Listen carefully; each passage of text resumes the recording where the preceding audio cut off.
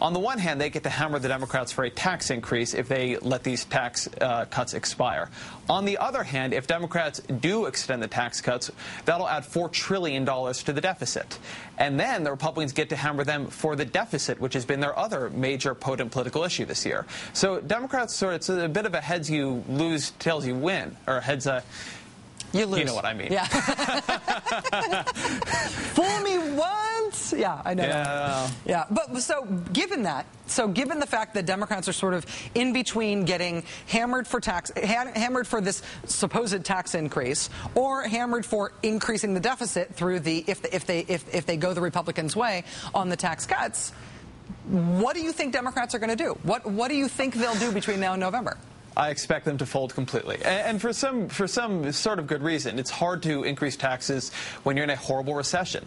What I would like to see them do is find their voice on this. The Bush tax cuts are not a great way to stimulate the economy. To move at least some money that's going for tax cuts to the rich into something like a payroll tax holiday, which would be a much more stimulative policy, which would do a lot more to increase spending and help the right people. And then Republicans could decide if they're against the greatest Democratic tax cut in history or whatever it would be.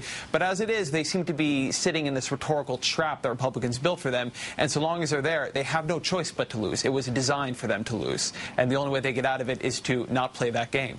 Ezra Klein, staff writer for The Washington Post, MSNBC contributor, and probably well called on Democratic strategist tonight with this discussion. Thanks a lot, Ezra. Appreciate it. That one's not for me.